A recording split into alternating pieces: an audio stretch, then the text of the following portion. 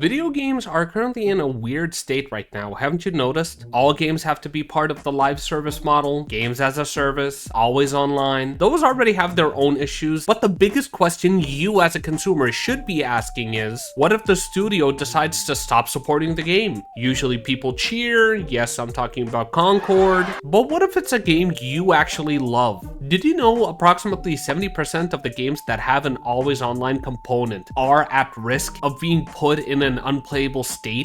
Yeah, that's pretty insane. Well, one YouTuber out there decided to put their foot down and try to make a difference. The YouTuber by the name of Accursed Farms started the Stop Killing Games initiative. I will be simplifying what the initiative is, what is the purpose, give you a timeline from the start to present day, but if you do seek the nitty-gritty details, I will put all necessary links in the description below. Alright, let's start.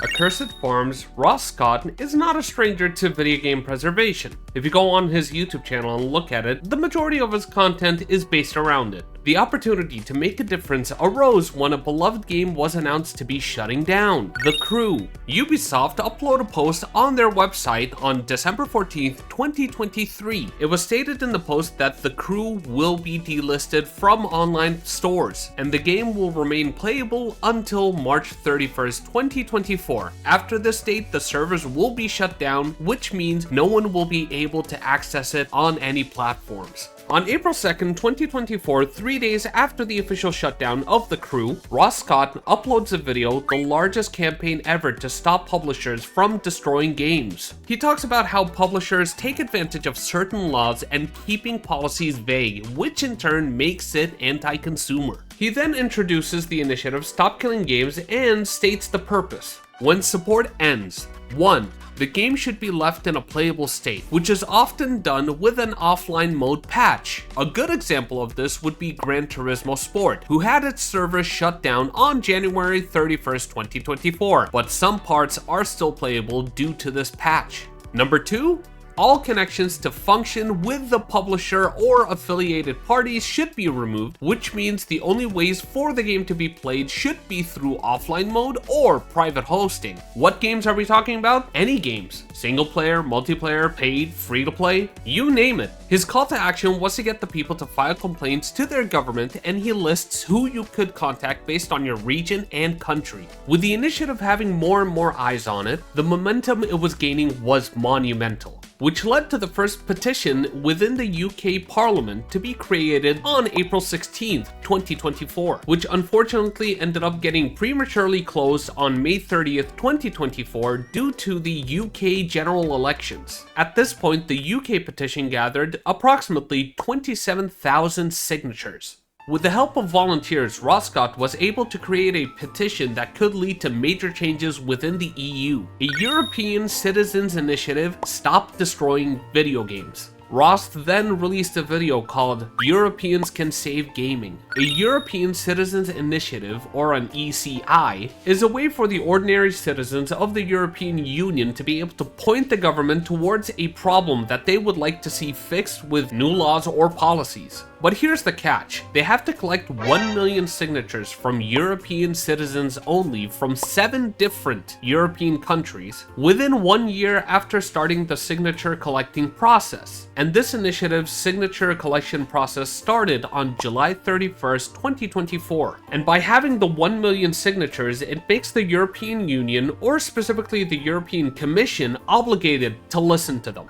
Everybody was supporting this initiative, everybody wanted to see it succeed, and with another wave of support coming its way, a YouTuber by the name of Pirate Software, or some people know him as Thor, had his own few choice words about the initiative. And the summary of this back and forth goes like this. Pirate Software's claim is it's unrealistic to preserve all the games. Ross says, you don't need to preserve all the games, you just have to have them in a functional state. Thor says there's legal and IP constraints, some things that are put into games, music and assets, and these types of things could cause problems in the long run. Ross agreed with him on this situation, and he said, do partial releases or have the studios remove the unlicensed content. Anybody that knows Pirate Software knows that he is an indie developer and is working on his own game. He believes that this puts puts monumental burdens on indie developers. Ross's response was, "This does not affect the little guys. Indie devs can be exempt. This is mainly targeting the big publishers and developers." And last but not least, Pirate Software says online games cannot be patched easily. Ross's response on this was release the necessary tools and server code for modders to be able to support the game post end of life. And a major point that pushed a lot of people away from Pirate Software was the fact that it seemed like he was misrepresenting what the initiative stood for. Ross has come out publicly and said that Thor's misrepresentation of the initiative has monumentally slowed down the signature collecting process. Now we are looking at the present day, and at the time of this upload, the petition is currently at 618,081 signatures. It's getting close, and the deadline is July 31st, 2025. And if you're wondering, yes, Pirate Software did put out a post on X, but we're not going to talk about that.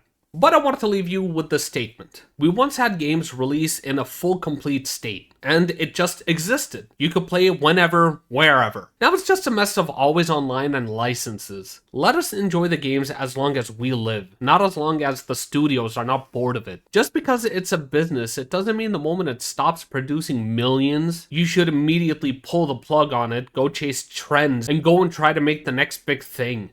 I hope I explained this to you as simply as possible. And that's the end of the video. Hey, if you enjoy it, please take the time to check out the Stop Killing Game Initiative website, and if you are part of the EU, please consider signing. And also, if you enjoyed the video, please like and subscribe. The name of the game is preservation, and this is really an important thing that we should care about. Nothing deserves to truly die. Because hey, even if you didn't like a certain game, the game still has fans out there. Do it for them. And if you didn't like this video, hey, I'm not gonna tell you not to dislike it, you can go right ahead. And hope to see you here next time. See you.